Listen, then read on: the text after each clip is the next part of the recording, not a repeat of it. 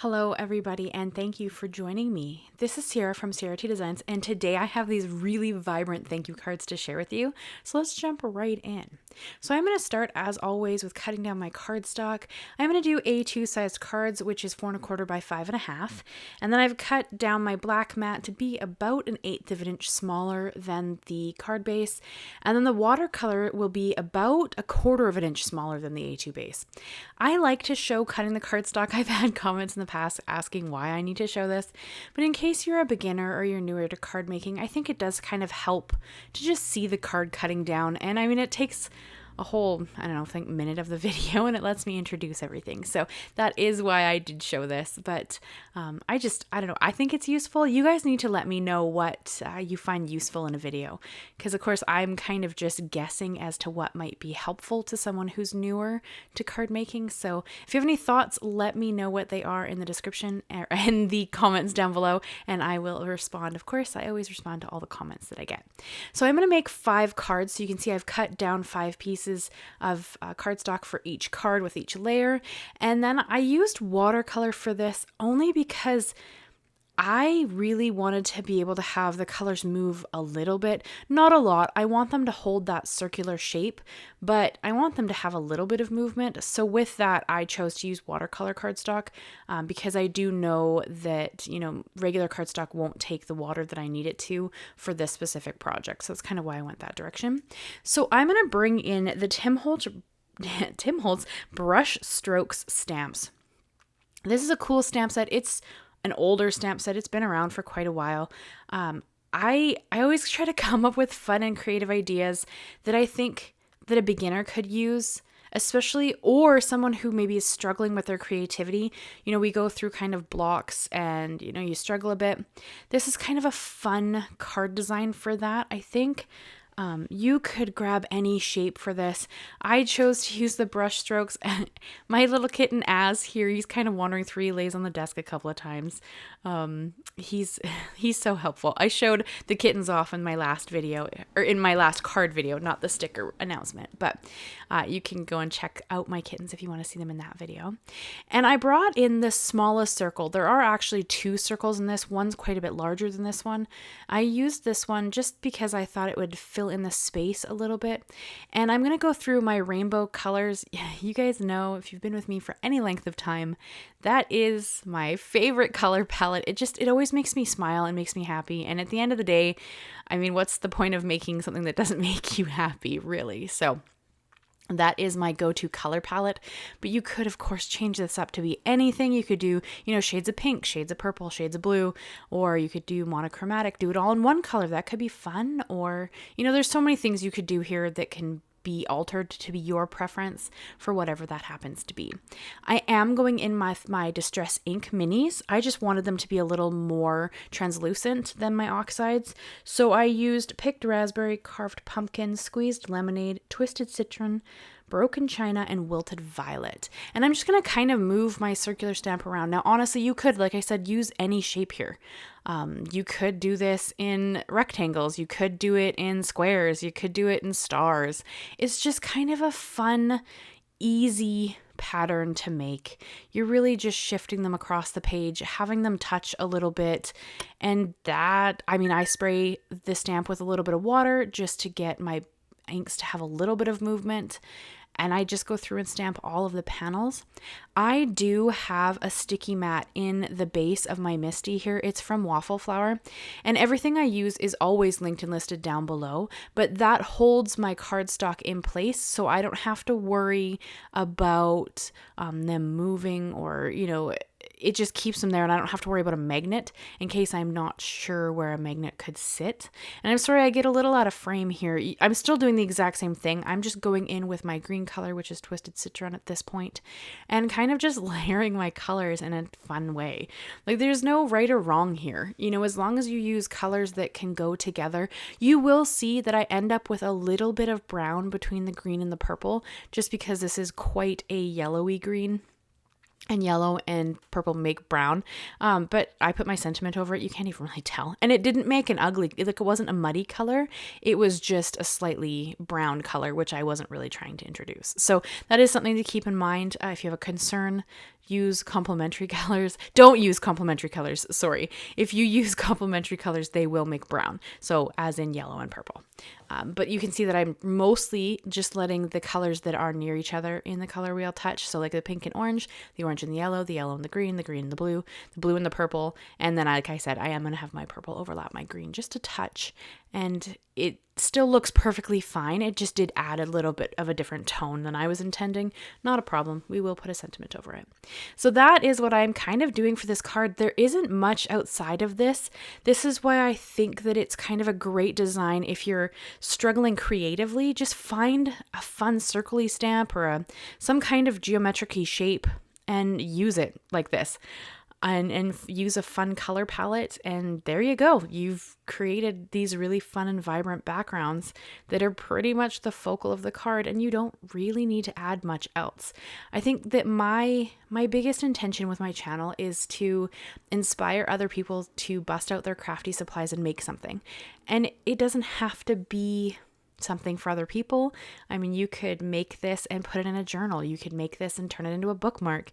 You know, there's so many things you could do.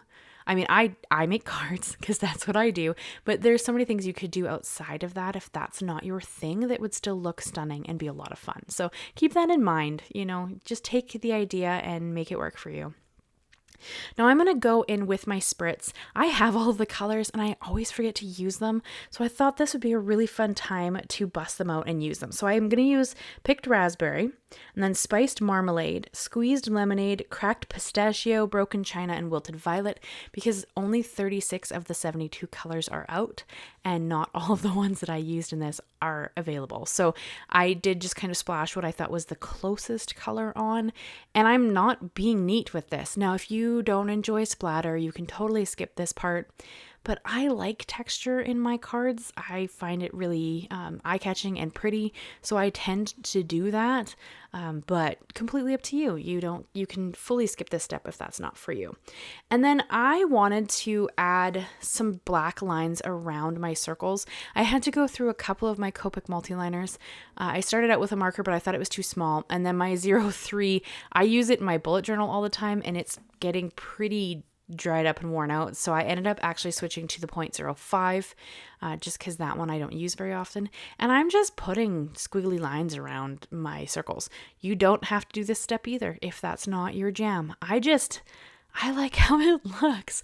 I think that it's just kind of fun to doodle on your projects, you know, like this is really meant to be a fun, mindless project. It's not something you have to think about hard. A kind of a reset project that lets you just sit down and play with your favorite colors and create something kind of fun. And whether you turn that into a card or you just set it aside and had a few minutes of fun that day, like that's perfect. That's what I'm aiming for with this project, because sometimes I struggle to come up with creative ideas. I always have a lot of creative projects on the go. I'm currently creating a custom guest book for a wedding. I am working on some stuff for my husband's birthday. I have a card making channel. I'm constantly making projects. So sometimes I need a little project that's just fun and a reset, and there's no expectations, there's no anything. You can just have fun, sit down, breathe, and move on. Like, it can be that. So that is what I was aiming for with this project. And then because I did choose to turn these into cards, because that is generally what I like to do, I did bring in the Tim Holtz Floristry stamps. It has a bunch of sentiments in it, and that's where I got this "thanks so much." You could, again, change the sentiment. I go with thank you or birthday cards for the most part, just because that's what I need the most on hand. And I sell my cards, so generally those in Christmas are what people kind of reach for the most. And of course, you guys know, if you've been with my channel, we will be doing Christmas in July. Every project in July will be Christmas themed, except my bullet journal, of course. And the watercolor painting, I like to do one a month. So those will not be Christmas themed, but every other project will be. So if you want to check that out, make sure you subscribe and come back for all of my July projects. They are usually pretty great because I love snowflakes, and I have a lot of fun making the Christmas projects, so I'd love to have you. So I stamped that out 5 times, and then I'm just going to trim down my sentiments into sentiment labels. You can see that's Aqua's foot on the top of my glass mat there. She likes to sleep above my glass mat on my desk, like I showed you guys in the last card making video. She's pretty adorable. It's a lot of fun to have the kittens. They do help me create quite often, so that's kind of fun. And I really want to jump in right now and just thank my members. You guys are phenomenal. Your support makes me able to continue to do videos for everybody to enjoy. So thank you so much. And if you're interested in checking out the membership, there is a link down below in the description. It is the first link, I believe, so you can go and check that out if you're at all interested. And then I did kind of cut these down to be very thin. I thought that I wanted them to be labels like this, but you're going to see here in a minute, I'm going to change my mind. I do cut them down to be quite thin. But then I decided I liked the idea of stacking the words more than having them as a strip. So I'm going to cut all the words apart just with my mini snips, and kind of I stack them so that like it looks like each word is kind of teetering on the other words, if that makes sense. So the much is flat, and then the so is kind of like holding up the thanks and leaning on the much. I don't know if that makes sense, but that's kind of what I thought of in my head. And I am going to pop them up with some thin 3D foam squares. These are the black ones, so you can't really see them behind there. And that just kind of adds just a little bit of height, a little bit of dimension. It's just, again, you don't need to do that. You can adhere them flat if that's your preference, but I thought it was kind of fun to have just that little bit of height on the sentiments so they stand out even just a touch more. So that is kind of what I was thinking with that. I had a lot of fun with these cards. They were almost a card that was a breath of fresh air. I find sometimes it's almost like you stress your own self out with card making or project. It can be any project, because you put too much pressure on yourself, or at least I do that. So I assume maybe others do that. And I don't want card making to be overwhelming for people. I want it to be kind of this fun experience where you just get to, create something you can give away, but you get to use your creativity and have fun at the same time. So I do try to sprinkle in cards that I think anybody could sit down and create, because there's no right or wrong here. There's no perfection, because we're going for kind of a more abstract card design. And I hope this kind of inspires you guys to try something a little bit different.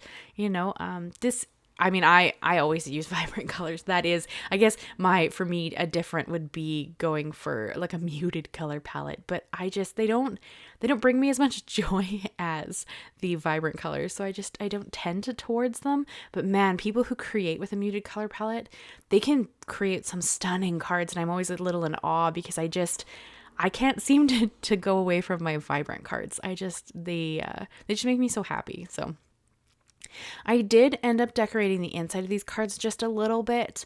I'll show that to you at the end because I didn't record it, but I had to add just a couple of these black pearls first.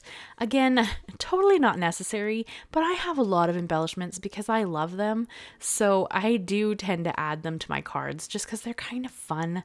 So I added just a couple around the sentiment in kind of not a real pattern, really. I'm kind of trying to make it look a bit obscure, everything's just a bit wonky, a bit different, and I think that it turned out kind of fun. I love your guys' thoughts. Tell me what you think of these card designs, because they are a bit simple, a bit fun, but just kind of creative though. I think that it was kind of a fun way to use a different stamp, because I only used one stamp. Well, okay, if you're counting the sentiment, technically I used 2 stamps, but I only used one stamp to create the background, and I thought that was kind of fun. And I think you could do that with pretty much any shape, and then just doodle around it a little bit. It's kind of fun, and it just gives it this abstract, wonky, quirkiness to it, and it's just a bit whimsical and really fun. So that's kind of what I was thinking with these. I don't know, I was having fun. I'm kind of trying to get my rainbowness out before I get into my Christmas cards, because of course I don't bust out full rainbows, although I guess I could. There'd be nothing wrong with that. I have in the past. So these are the cards up close. And then here you can see I used that same circle stamp on the inside and used all of the 6 colors on it to just create this kind of fun one like all the colors on the circle on the inside there. But yeah, I am so excited with how these turned out. I can't wait to hear what you guys think of how they turned out. Let me know your thoughts. And if you haven't yet, I did do a new sticker launch in my little stationery shop on Sunday. So if you want to go check that out, I would love that. Leave me some feedback. Tell me your thoughts. If you have any ideas on stickers I could design, I'd love to hear it. Thank you guys so much. I hope you leave me a like, leave me a comment, and consider subscribing if you haven't already. It is my dream to hit 20,000 by the end of this year, and hopefully that's not unrealistic, but I guess we'll see. Thank you guys so much, and I will see you again very soon. Bye-bye for now.